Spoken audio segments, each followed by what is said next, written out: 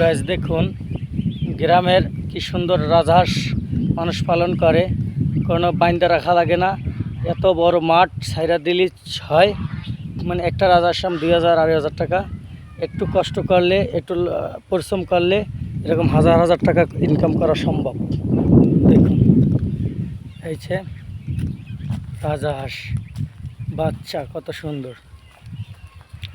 আলহামদুলিল্লাহ, এরকম আপনারাও ছোট ছোট খামার করবেন, রাজহাঁস পালন করবেন।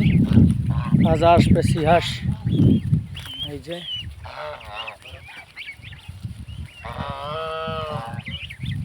আম্মু এইদিকে রাজহাঁস পালন করবেন। কি সুন্দর রাজহাঁস, দেখুন।